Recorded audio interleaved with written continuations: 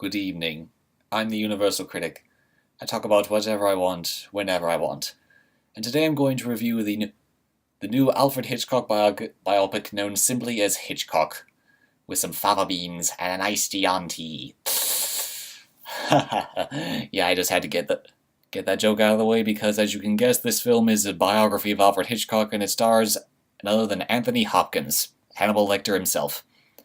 And I hardly recognized it was Anthony Hopkins. I could barely tell it was him throughout the entire film. He just the makeup is so fantastic, you hardly recognize him. Though I will admit, I'm not sure if he quite got the voice right, but he got the behavior down pretty much, though. See, this movie documents the making of Psycho, probably his most famous film, and see, that was a big deal at the time because, for one thing, it was a horror film, and well, those of you who read the book, though I'm sure you've heard, it was based on a very, very nasty book. And the movie was pretty violent for its time, but even then it was severely still watered down from the source material. Let's see who else we got in this film. We also got Helen Mirren as Hitchcock's wife, Alma, who is just simply fantastic. I really like Helen Mirren. And I really enjoy that, the movie is about, one of the subplots the movie has is about her. See, Alma helped out a lot on Hitchcock's works, especially as in the editing and scriptwriting department, but she never got the credit. And the movie is partly about that, and I really like it. Helen Mirren does a good job, and you really feel sorry for her character. See who else we have the gorgeous Scarlett Johansson playing Janet Leigh, the star of Psycho. And she does a very good job, though. I mean, she's not given much to do, but to be fair, the movie's not about her as much as it is about the film Psycho as a whole. And the same can be said for James Darcy as Anthony Perkins, who plays Norman Bates in Psycho. Yeah, he's not really given much to do, but again, the movie's not about him. So I guess I can let it go. One of the more interesting characters in the movie is Jessica Biel as Vera Miles, originally, Vera Miles was supposed to play the lead role in one of Alfred Hitchcock's previous films.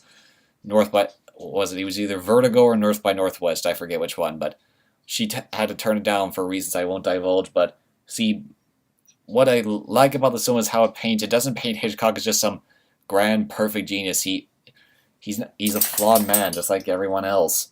See, he has this thing where he becomes obsessed with his leading ladies, especially the blondes, like, say, Grace Kelly or Janet Leigh, and he wants them to be perfect. He's a total perfectionist. He wants everything done perfectly to the letter, which is probably necessary to make for great filmmaking, but it comes at a price. And there's this nice little scene toward the end where we find out why Vera Miles and Hitchcock had this sort of falling out, but I won't spoil it for you. But let's just say it's very well done and very insightful. Another good thing about this movie is that all the little nods it has to other Hitchcock's other works. Like there's this one scene where he's offered to direct the film adaptation of Casino Royale, the first James Bond novel, but he turns it down because he felt like he's done all this before. Like he's made countless spy thrillers, he doesn't need another one.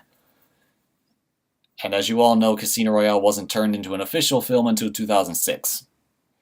Just a little divulge in there. But another thing I like is although she never appears in the movie, they do mention Grace Kelly a lot in this film, who is one of Hitchcock's other blondes in one of his many Hitchcock blondes in movies like Dial M for Murder and Rear Window. Initially he wanted her for the role in the Psycho, but she couldn't because, she was married to the Prince of Monaco at the time. So yeah, being a princess kind of takes her out of the acting game. So yeah, all those little nods, it really helps, paint a more complete picture of Hitchcock than just, the man behind the camera watching. Though I'm not saying this film is perfect. By no means is it perfect. There's some scenes, there's no way this really happened. They're making this stuff up. Alfred Hitchcock is reading the book Psycho, which is based on a real man, Ed Gein, who committed some ghastly murders. Short little digression. Ed Gein's crimes also inspired the Texas Chainsaw Massacre movies and the Buffalo Bill character in Silence of the Lambs. See the connection there.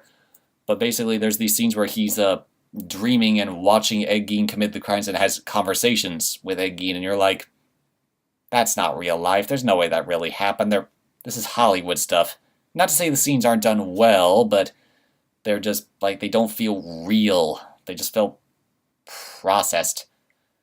But overall, Hitchcock is a very, very entertaining look at one of industry's greatest filmmakers. But he's also kind of an underrated filmmaker because a little known fact, Alfred Hitchcock never won the Oscar for Best Director, despite 5 nominations. So yeah, it's nice to see him get a little tribute in this movie, and it paints him as a real person. It's not just like, like a overly sentimental tribute. And he gets a great actor to play him, one of the best actors of this generation. And so yeah, Hitchcock is a very entertaining watch. Now, if you excuse me, my mother and I have some business to attend to.